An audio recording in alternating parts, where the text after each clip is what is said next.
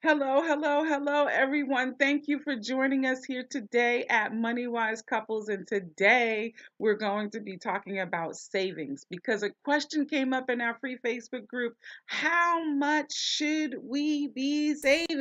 So today's discussion is all about savings. And here's one thing that we know.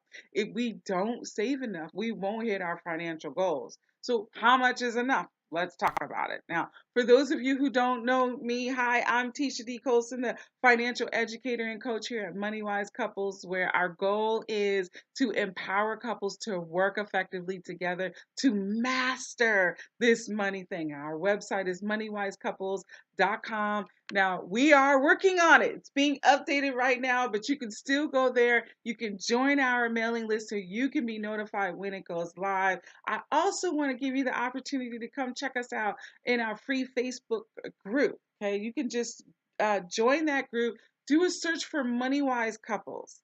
It's a group where couples are coming, it's where they go to learn how to grow their relationships and how to grow their bank accounts. All right, so on to today's topic. How much money should we be saving?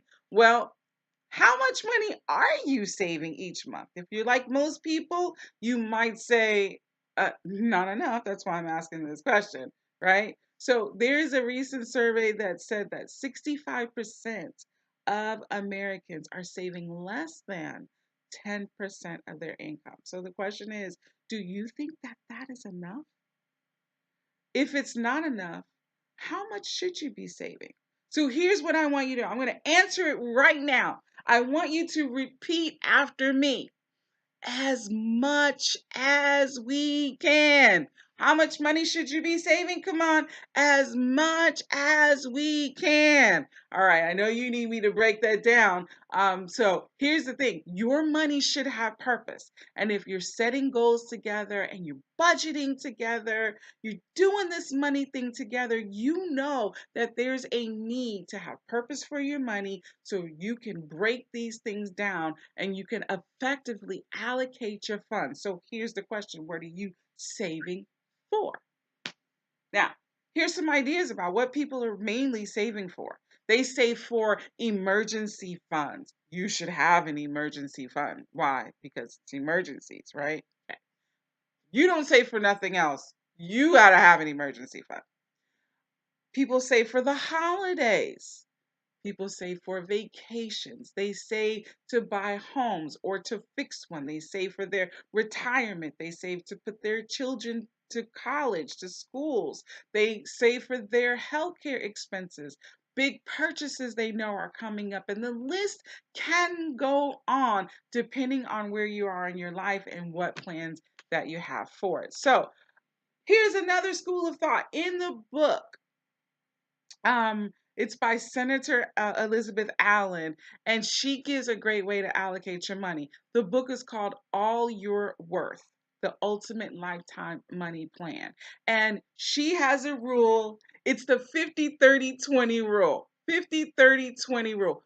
50% on your needs, spend 30% on your wants, and allocate 20% to your savings. So her answer would be 20% to your savings, right? So feel free to go Google that, get some more insight from the book. Not everyone can fit into this cookie cutter rule.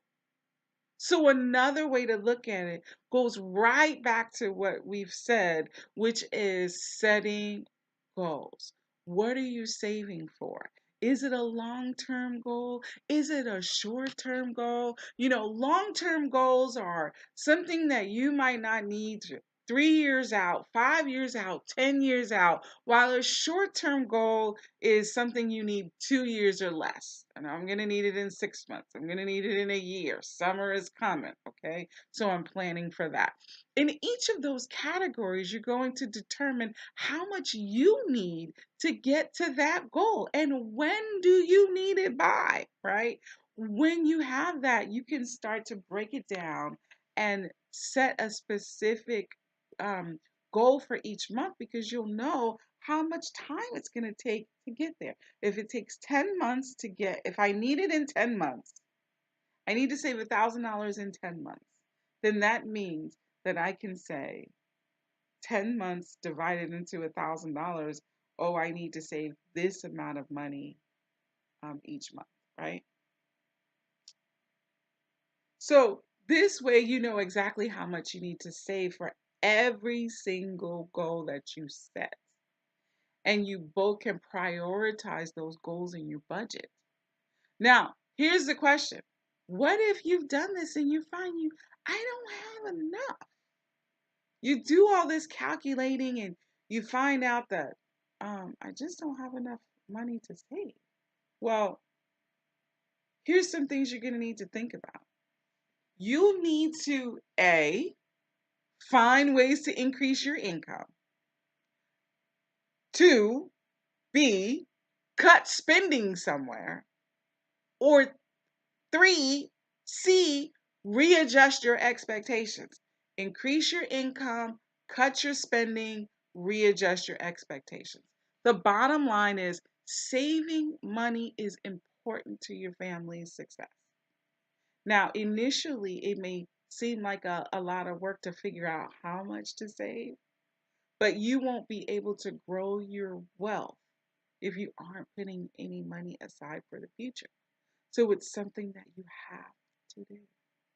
But if you think about the things that we've talked about today, you can make a decision on, exactly what process you want to use to determine how much you're going to add to your nest egg.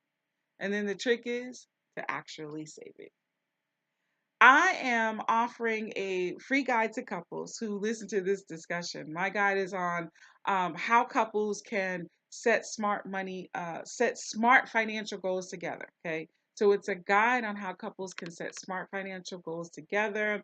You can download it today. Just go to bit.ly/MWC Smart Goal Guide. I'm going to put a link in the description.